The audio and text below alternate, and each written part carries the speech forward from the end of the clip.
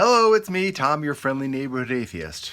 And I want to talk about evolution again because I keep having conversations about evolution. And I'm a fan of evolution, and I don't even defend evolution. I attack those who say evolution is false because it's a ridiculous notion to believe that evolution is false. As if it's some great conspiracy theory that in the past 150 plus years, and thousands upon thousands of scientists have somehow been colluding to have this false narrative of evolution. It's just silly. It is utterly ridiculous. And what is really ridiculous is all these people who are saying evolution is false, they got nothing to back it up. They're like, it's false. Well, then what is it? Well, evolution is false. Okay, it's false. Let's accept it's false. What else you got? Nothing. They got nothing. They got God. Oh, I don't think it's creation. I just don't think it's evolution. Like, it's aggravating. It's as if they believe the Earth is flat, and yet they laugh at people who believe the Earth is flat. And it's ridiculous that they can't accept evolution, despite the fact that it's overwhelmingly proven. Now, the reason I bring this up is because I'm a gardener and I encourage insects. And one thing I've noticed this year is the abundance of praying mantis egg sacs all over my garden, which is really cool. I mean, just it tells me that I'm doing a good job. And I'm hoping I brought some inside that I'm hoping to hatch, and I'll have to find something to feed them with. But one of the, not concerns, but one of the things I know will happen if this egg sac were to hatch inside my house, and if I don't have enough other insects for them to eat, they will eat each other. And dozens, even hundreds of baby praying mantis will come out of the sac. And very, very few of them will survive. And one of the reasons they will not survive is because if there's not enough food, they will eat each other. And why is this important?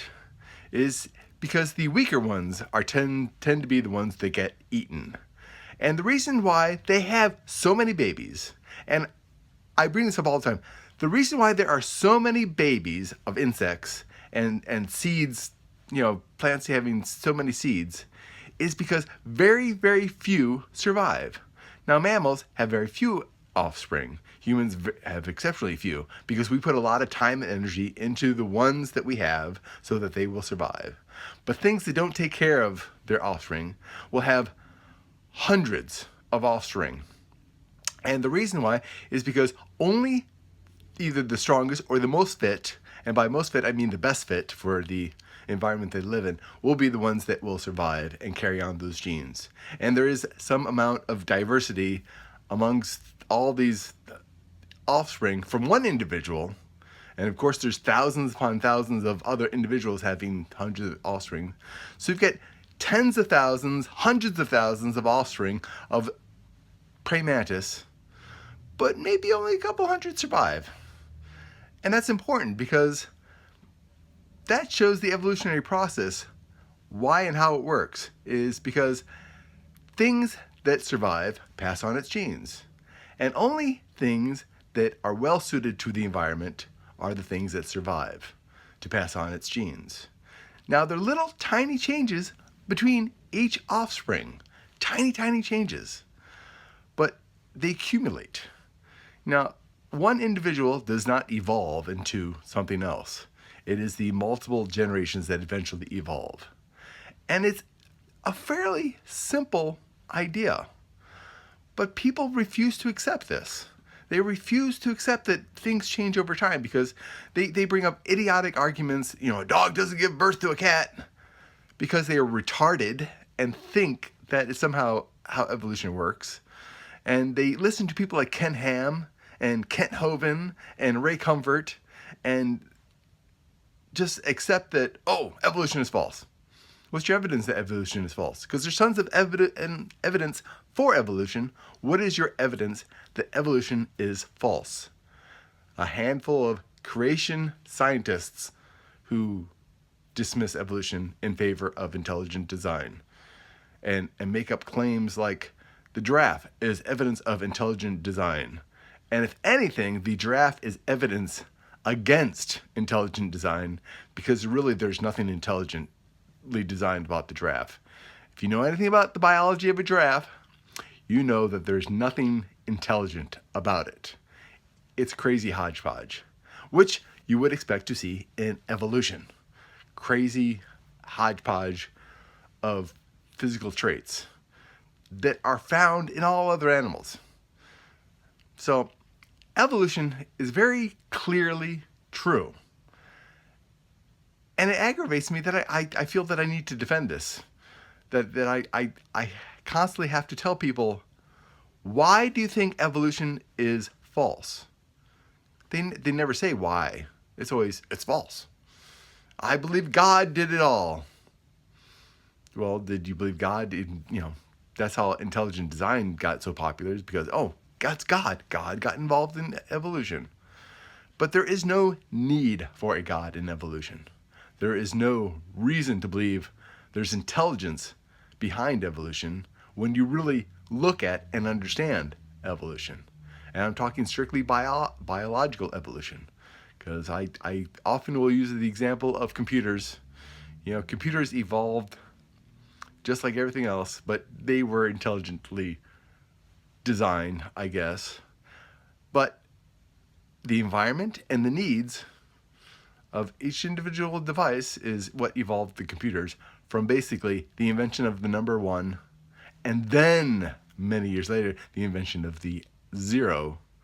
And you got the abacus and the calculator and the solar calculator and the mainframe computers and the desktop computers and the laptop computers, and now we got tablets. And yet we still have all these other devices. We still have calculators, and abacuses are still in use because the need for those things didn't go away. And that's why in evolution we still have animals that look very much like animals a million years ago. But there were thousands of different animals millions of years ago that are no longer in existence. But yet people who believe in creation will pick out that one or two that are still around. I know I'm wandering around a lot, but evolution, not that it needs to be defended, but it needs to be taught, and it needs to be understood, and it needs to be pushed. People need to understand why evolution is true. Not necessarily just because of evolution, but because they need to understand how the world works, how change happens, and why people believe in God as a default answer to things that they don't understand. And by making them understand the things that they don't understand, they will stop needing to have a God to explain it to them. Because the only reason that the concept of God still persists, because people persist in not understanding things that are clearly true, like evolution. There are people who still believe that the earth is flat. I know it's hard to believe. I find it very difficult to accept that they think the earth is flat, but they're very adamant about it. And I know it's crazy. There are people who still believe the sun revolves around the earth. People believe it, and they will do up diagrams explaining how all the planets are going like spirograph all over the place so that the earth can be the center of our solar system. And they will actually make the argument that our earth is a unique situation. Sure, we can see other solar systems where the planets go around the sun, but in our little solar system, it's a special case because Earth is special, because Earth is God's creation. And it's craziness, the things that people will believe so that they can keep believing in a God. They will refuse to accept the facts that are evident so they can keep believing that God is real. They will refuse to understand things so that they can keep believing that God is real, because it's scary. It's scary to think that you've believed something in your entire life that isn't true. And hell is a mighty big influence in this. That's why religion uses hell to scare people into believing that there is a God.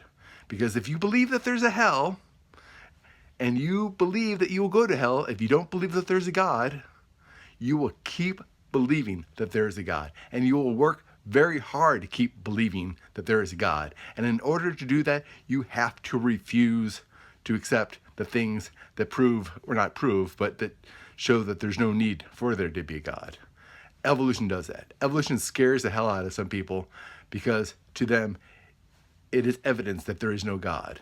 And I have to agree with that. I have to agree that if there was a God and there was intelligent design, evolution would work much, much differently than it does. But evolution doesn't work like a God would do it. A God would design things that made sense. And evolution, things don't make sense. Which is why we don't understand how life came to be. Life from lifelessness. But it didn't come from rocks. Organic chemistry. We call ourselves organisms because we are made up of organic chemistry. And organic chemistry is all around us, independent of life. We find organic chemistry out in space, separate from life. So I don't understand how it is a leap of anything to understand that a special creator, that a God had to spark off life. Life, the elements of life have always been there. And given enough time, I think it's far more plausible that biological chemistry evolved than it was animals just poofed out of nothing. How anyone can believe anything was poofed out of nothing, that is beyond me. But then they will argue, oh, you think life poofed into nothing from rocks. That's their argument. It's either life poofing out of nothing from rocks, or somebody created a lion that was apparently a vegetarian until Adam and Eve screwed things up and now it eats meat. That's the logic they're using. And they wonder why we laugh at them. Anyways, I know that I've been rambling on, and I appreciate if you listen to this whole thing. But really, we need to educate people. We need evolution to be taught. We need evolution to be understood. We need people to understand how the world works. We need people to understand that their reasons for believing that there is a God are baseless. They really are. I mean, just, you read the Bible. Please read the Bible. If you can get through the Bible and still believe that there's a God, then, praise be you. Most people that I know that are now atheists have read the Bible, and they finally looked at it and said, this is crazy bullshit. So, anyhow, I'm Tom, your friendly neighborhood atheist, and I don't want to make creationists feel stupid, but I actually think they should feel stupid. They should feel ashamed for not understanding evolution. They should feel ashamed to need a God, because they need to feel shame to let it go and learn reality. Not accepting something that is literally true, that is proven over and over, is not a conspiracy to get people to not believe in God. People don't believe in God because what we find to be true contradicts God, not because we're looking for evidence. Anyways, that's all from me now, and I'll catch you later.